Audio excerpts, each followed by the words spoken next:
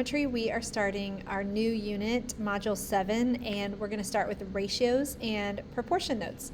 So in a proportion, you can do the cross multiply or cross products property, because B times C and A times D, the way that these are set up, it could be written as B times C equals A times D. And actually, that's going to get us into some other ways you can set up proportions. So let's look at the first way. You could have, if A over B equals C over D, then you could flip-flop as long as you flip-flop it on both sides.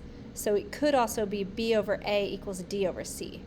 Okay, property 2, AB equals CD, is also equivalent to A over C. So the two that are equal to each other, that are straight across from each other, could be placed above and below, as long as then the other ones are also in that same order, above and below. Okay, and then the last property, A over B equals C over D, is equivalent to, you could add the numerator and denominator and divide by the denominator, but then you'd have to do that on both sides. So A plus B over B equals C plus D over D. Okay, so knowing that, we are going to try to use this as A over B equals C over D and change it around, set it up into the way that they want us to here. So X is my A and 2 is my C. So if they have it as A over C, let's take a look. A over C is equivalent to B over D. So that could be written with the 10 over the Z.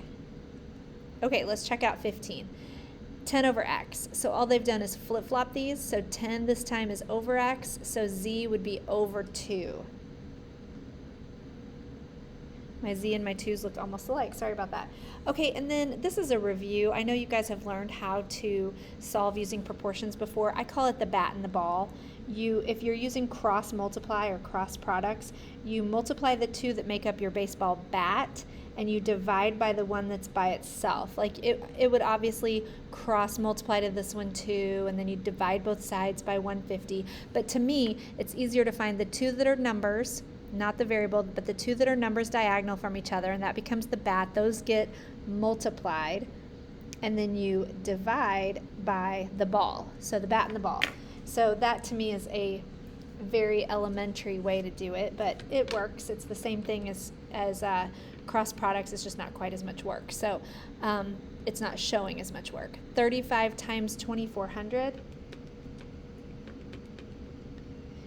is 84,000, and we're going to just divide by the ball, which is 150, and that is 560. So with a lot less work, 560 is what X would be. Okay, the bat and the ball this time is going the same direction. You've got your two numbers that get multiplied, and then we're going to divide by the one that's by itself because we're not including the variable. So 300 times 4,800 equals a big number, and then we're going to divide by 1,600. And that would be 900. Okay, and then the last one, this one, the bat and the ball are going the other direction, so the 140 times 700 divided by 40. So 700 times 140 divided by 40. Did I do that right? 700 times 140 divided by 40. Okay, I guess I don't know if I did. I got 2450, so 2,450. Oh, that's what X would be equal to. Okay, this next one is the hardest problem in our notes today. Just stay with me. I think it'll make sense, I hope. It's the ratio of two acute angles in a right triangle. So we're talking about a right triangle, and we're talking about these two angles, so the acute two angles. And the ratio of those acute two angles, this is obviously not drawn to scale, is 5 to 13. What would the measure of each actual angle in the triangle be? So we know that the ratio is 5 to 13, so I'm going to go ahead and set up 5 to 13. And that is going to be equal to we don't know and we don't know. But what we do know is if the other angle was 90, then you know triangles add up to 180. So that means the total of the other two angles also has to be 90. So we don't know what the angles are, but we know that one and then subtract the other one from 90 is going to be the other one. So I'm going to set this up like we don't know what one of the angles is, but I'll call it x. And we don't know what the other angle is either, but I'm going to call it 90 minus whatever x is. I hope that makes sense, because we're going to make the 5 equal to our x, and we're going to make the 13 equal to 90 minus whatever x is, because it's 90 degrees that we have left that we're talking about with the acute angles. So I'm just going to cross product. So 13 times x is just 13x. When you multiply 5 times a number or two terms that are being subtracted, you're going to have to distribute it. So it's going to be 5 times the quantity 90 minus x. So be sure when you're setting that up, you remember to distribute. So this is going to be 13x equals whatever 5 times 90 is, 450, totally knew that, minus 5x. And then I'm going to add 5x to both sides.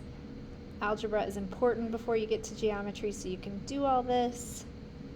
13x plus 5x is 18x. I ran out of room, but you would divide both sides by 18 next. And then we would have what x equals. So 450 divided by 18 is 25. That's what our tiny angle equals, 25. So if this one, again, this is not drawn to scale. If this one equals 25, then this other one is whatever 90 minus 25 is. So 90 minus 25, I'm sure you can do that in your head, I believe is 65. So the other angle would be 65 degrees. Okay, I hope you know how to set that up. I have no idea why we went from problem 18 back down to 17, but okay, here we go. The ratio of the width to the length of a triangle is 7 to 10. Okay, 7 to 10, that's my ratio. The width of the rectangle, so the width is the first number. The length is the second. So the width is 7. So I need to set up equal to across from my 7, the width, which is 91. So 91 has to go here. It can't go on bottom because we're talking about the width, and it tells us that the width is 91. So if the width is my first number, 7 out of 10, then it equals 91 out of we don't know the length. So that's where my x goes. And I'm just going to do the bat and the ball. So 10 times 91 divided by 7. 10 times 91 divided by 7 would equal 130. So the length is 130. I don't know if it gave us inches, centimeters, something. Okay, let's go on to the next page, which is just another example of how you could set this up. It says 15 of every 1,000 light bulbs are defective. So if the company assembles 13,000, how many are defective? So they've done this one for us. 15 out of every 1,000. So how many out of 13,000? So they've cross multiplied and they've said 195 out of the 13,000 would be defective. So now we get to try 3 more of these, and then you'll be good. About 45 out of 300. I didn't even read the question yet, and I already know that's going to be the first part that I set up in a proportion. 45 out of every 300 apples that are picked are rotten. If this many total apples were picked, how many were rotten? So we don't know how many were rotten, but it's out of a grand total of 3,560. So again, the bat and the ball, multiply and then divide. So I'm going to multiply 45 times 3,560, and then I'm going to divide that by 300. And that would be 534. 534 rotten apples. Okay, the next question is a grocer ordering 800 gallons of milk each week. He throws out about 64 gallons. So he orders 800, throws out 64. So I'm going to say he throws out 64 out of 800. And then of the 9,600 over 3 months, how many would be thrown out? So this is the number I'm throwing out. and that's the number I don't know.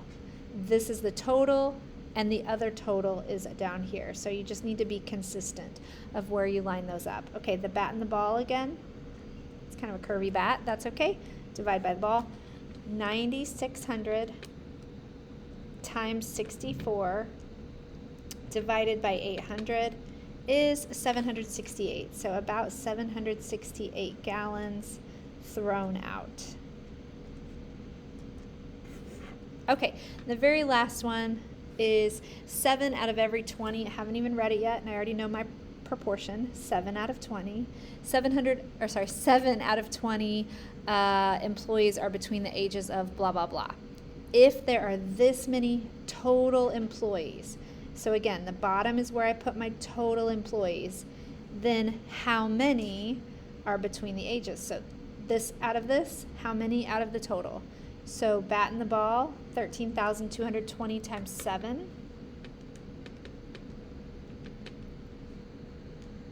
And then divide by 20. 4,627. 4,627 employees are those ages